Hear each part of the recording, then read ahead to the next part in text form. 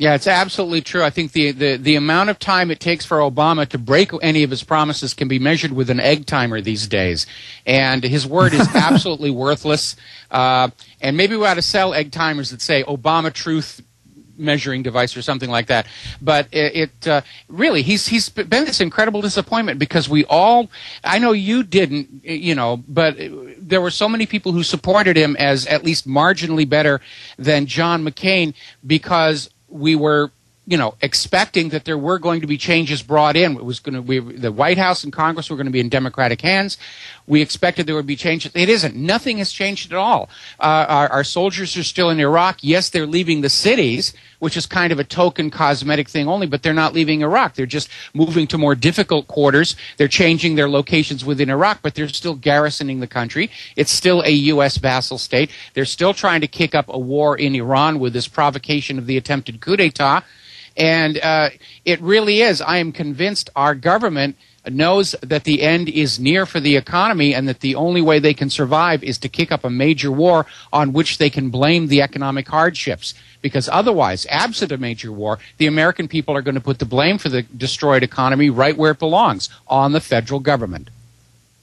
Mike, briefly, on every front, this bill for the feds to federalize the whole country under water rights, this Clean Water Restoration Act, the bill to give the Federal Reserve power over all financial operations and, quote, anything that affects the economy, so the entire nation, bills to restrict and ban most types of firearms, compulsory service, the global carbon tax, total amnesty. I've never seen such a wild rush to get it all done. And the hate crimes legislation passing the House, word for word, saying if you hurt someone's feelings, you're going to be arrested.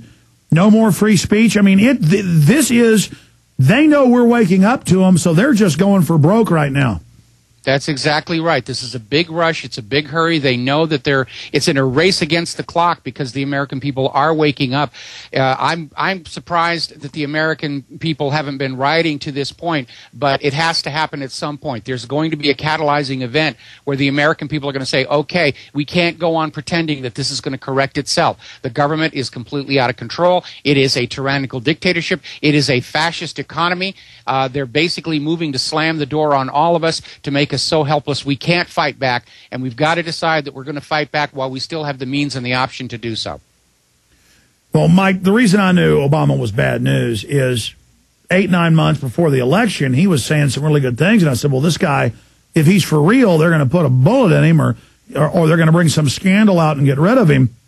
But then, as he started getting ready to win, he started flip-flopping on almost everything. I saw his advisors. I saw him getting 4 times the Wall Street money that John McCain did. So it wasn't that I was for John McCain. I just knew that Obama was the chosen one. And if the establishment was saying he was the chosen one, there was no way he was going to honor all these pledges, these solemn pledges he had made. And so now it's just total betrayal. And when I see him go to the Middle East and say, I want to be friends with Iran a month ago, I went on air and I said, they're about to try to overthrow him during this election. Sure enough, that happened, and he's lying, saying the CIA isn't involved when they're involved on record. So Obama says he's not involved in the Honduran coup, and now it comes out the CIA is running the whole thing. I mean, it's just, this guy is a good liar. He's the best liar we've seen in a long time. He's very, very wicked. I mean, because he enjoys lying. He really does a good job of it. And so it's very scary. But final point I'd like to hear from you on, you've really done great research at whatreallyhappened.com on the anthrax case. In 3 minutes or less, break down that whole saga and then them grabbing him and killing him in the mental institution, and now the DNA comes out proving it wasn't him, the third patsy, because that ties into this BBC. They've grabbed and arrested this guy that made this 7/7 documentary, and now they're saying he's schizophrenic and thinks he's God. This seems to be their favorite M.O. Well, this is a tactic that's right out of the Soviet Union. Anybody who had information that was damaging to the government and they couldn't disprove or discredit him, they'd declare them insane and lock them in a mental hospital. And the media would basically say, well, you can't listen to anything this guy says because he's a nutcase. And this is a common tactic, and the U.S. has certainly used it before.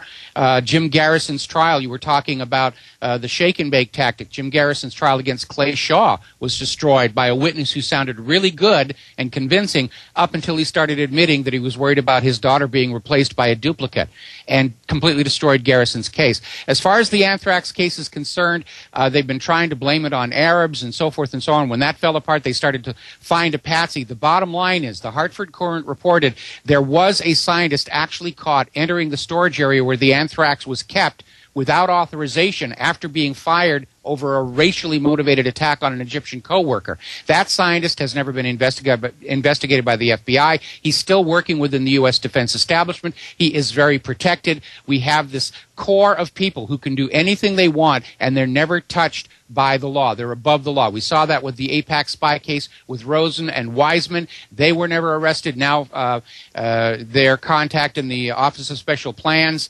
He's being cut free. There is this protected core of subversives within our government. They can't be touched no matter what they do.